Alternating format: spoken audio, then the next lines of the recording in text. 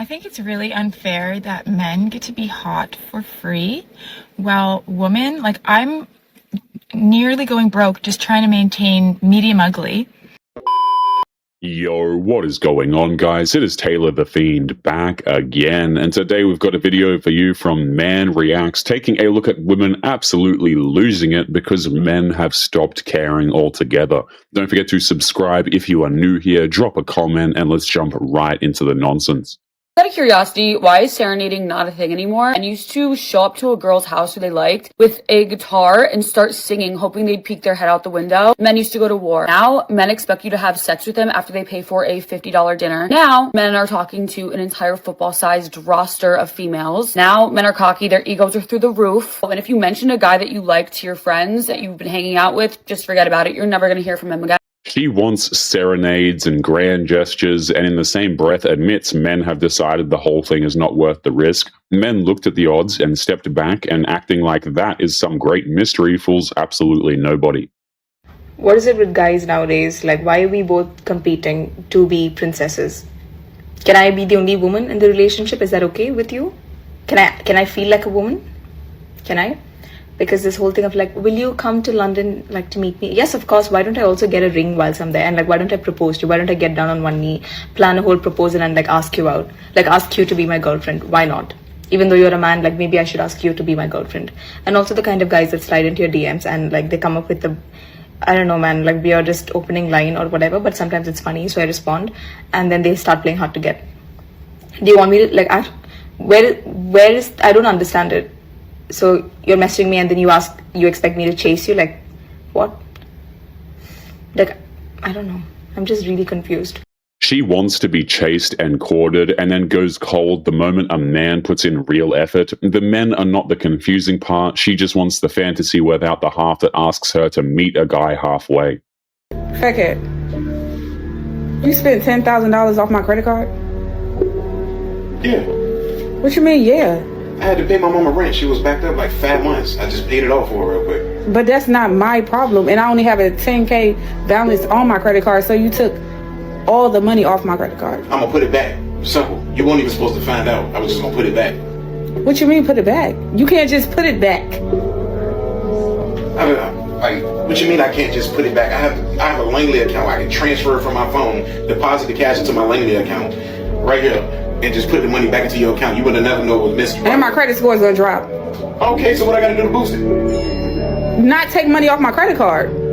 The skit here is built to expose the double standard, and honestly it does exactly that. When it is his money, it is counted as shared, and the second it is her money, the walls go straight up. Very classic. Okay, well the one time I just gonna put it back. Like your mother is not my responsibility. I understand, she my responsibility. Okay, so you should have used your money. Your money is my money. My No, money is your money. no. No, it's not. My money is your money. Like, No. That credit card has it says my name. I had to deposit the money into the account to pay the bill. I could not give them cash. It was No. late, so I had to pay it like that. That doesn't even make sense. It doesn't make no type of logical sense that you had to deposit money on my credit card when my credit card already had the money up there. Either way, you're going to get the money deposit. I do it first thing in the morning. Like, what's the problem? What's the issue? I'm gonna report fraud, and your mother's just gonna have to get evicted. How she gonna get evicted? It's paid. It don't matter. I'm gonna report fraud because you was never supposed to use my credit card. But I'm putting the money back. It doesn't matter. The moment paying it back comes up, she skips straight to reporting fraud and letting his mother get evicted. It shows how fast the team spirit disappears once her own account is the one that takes the hit. Men are having a huge issue this day and age with being completely entitled but having no right to be. Like, they literally do not have a leg to stand on, but they will sit there and act like they're the prize, and we should be sitting here begging them for attention. Meanwhile, we have a male loneliness epidemic where women, myself included, are finding that it is much more peaceful, we're even more successful and happier. I'm sorry, guys, but trying to insinuate that women are more peaceful and successful the further they get from men, I mean, I don't know about that one. All of these women who claim they've decentered men are oftentimes the most miserable individuals you will ever see. I don't know who needs to hear this, but if your man is paying for rent, it doesn't mean he's providing for you. He would have had to pay for rent with or without you there. I genuinely think she won the stupid bitch award. Someone give this stupid bitch the stupid bitch award, because what the fuck are you talking about? What are you actually like on right now? What do you mean? Like, because he pays for rent and then there's just a fucking body there, that means that he's not providing for you? Like, that he was just gonna pay rent anyways?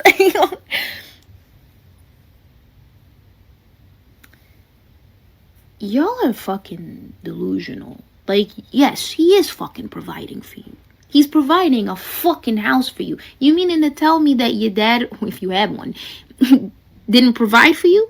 He just had to pay for rent. That's what it is, whether you're there or not. Y'all really need to go see a fucking therapist.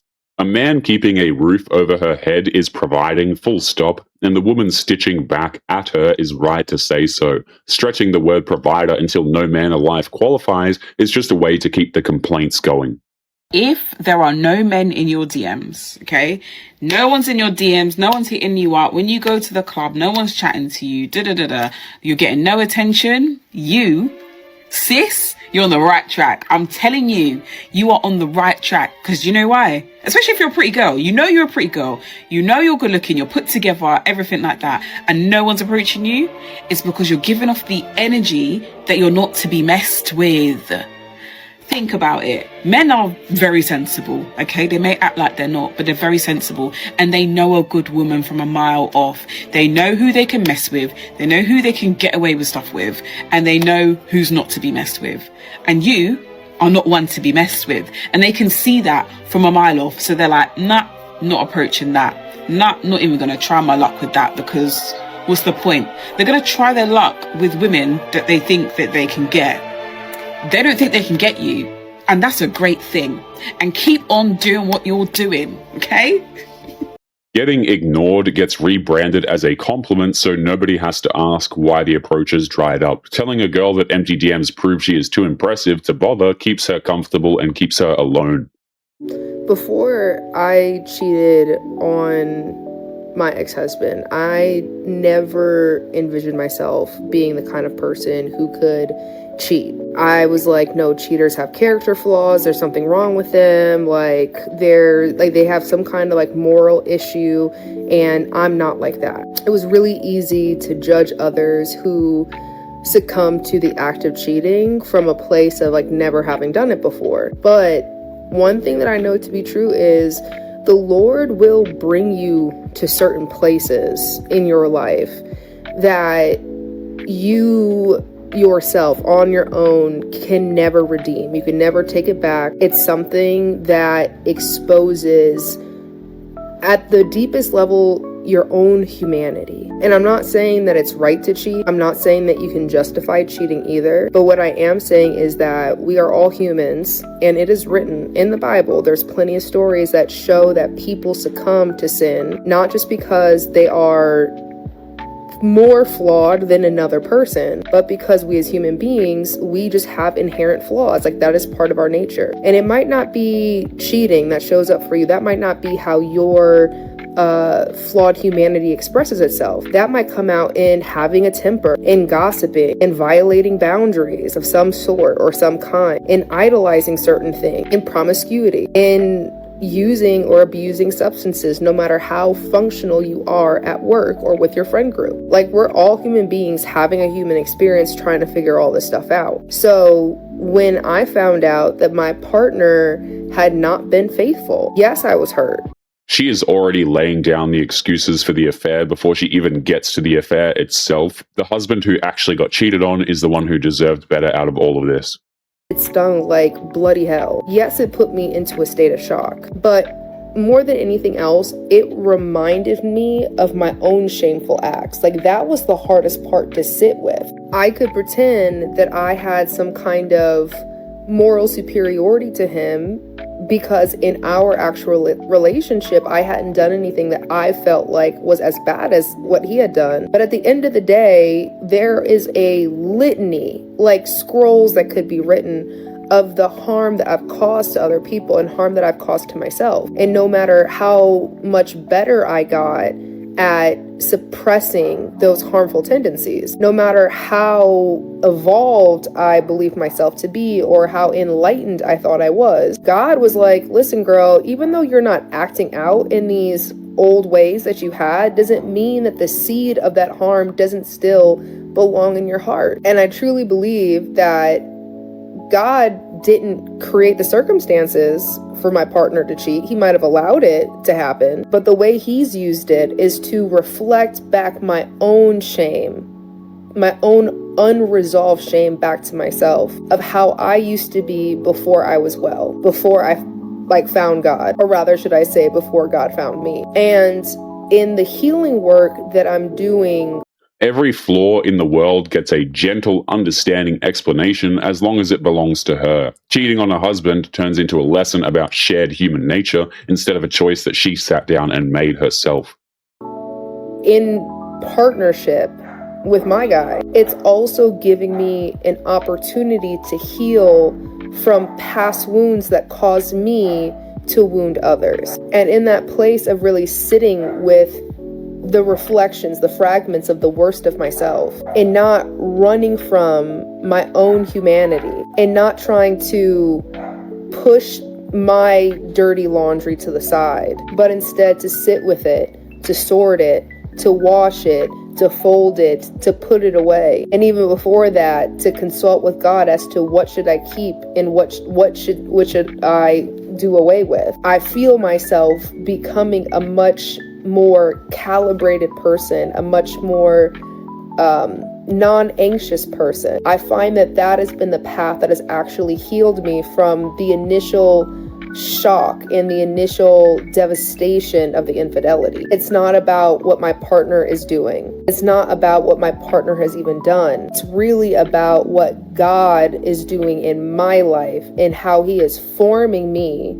into a person who is capable and who has capacity to show up as God has intended for me to show up. So I didn't choose. I chose in the past. I made a decision in the past to do something that wrecked somebody's life. And I've had that exact same experience reflected back to me in my own relationship. God has used the ingredients of calamity to correct, construct, and create something new in me and in my partner that is helping us show up in relationships in ways that we never thought ourselves capable of. Getting cheated on becomes a spiritual gift, apparently, and cheating on her husband becomes God's plan. What on earth are we talking about, guys? Like, these women avoiding accountability is so crazy that they have to drag God into this. Australian women really are just that deluded these days. I've just seen this post of a girl. She's over in Italy. She's only been there for a few hours, and she's talking about how Italian men have already made her feel so special because when walking past her, they're calling her stuff like beautiful and giving her compliments and stuff like that.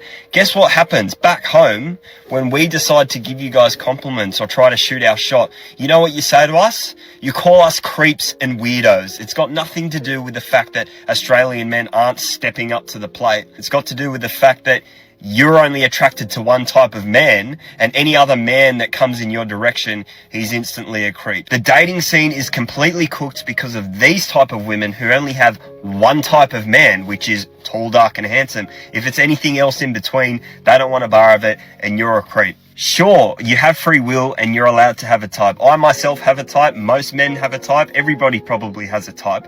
But as men, we don't usually discriminate. If we think that you're a beautiful girl and, you know, you have a great personality, we're probably willing to see where things go. We're not going to discriminate just because you're not our type. Unlike women. He is making a fair point, in my opinion. Women brush off compliments from any man who is not already their type, and then they pin the silence that follows on men. I could not date a man that does not banter. I need some back and forth. I need some excitement. I need creative insults back and forth. It just brings me so much joy. If you can't banter with me, we're just not gonna work out. I've dated people that I've tried to banter with, and I say one thing and they're like, what? And I'm like, you know what? Nothing. But you should know that I'm never gonna talk to you again after this. But it's totally unrelated to that. And I've also dated men where it's like, I try to banter with them and then they'll be like, that's why your mom never loved you. And I'm like, okay, well, that's not really, you should have said that more creatively and then we could talk. She says that she needs a man who can banter and trade sharp jabs. Let me just tell you something. Men don't want to banter and trade sharp jabs with women, okay? They like to do that with their friends, not with women they are romantically interested in. I've never met a guy who's like, wow, I'm really into her because of the banter, and she makes fun of me and I make fun of her. Get the hell out of here.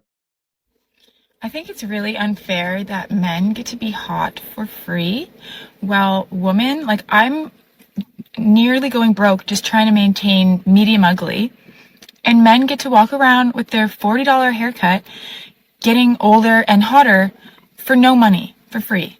It's just like, it's not fair. All that upkeep is a choice that she signed up for, not a bill that any man handed to her. Men keeping it simple and aging fine on a cheap haircut just means they opted out of a game that she keeps choosing to play.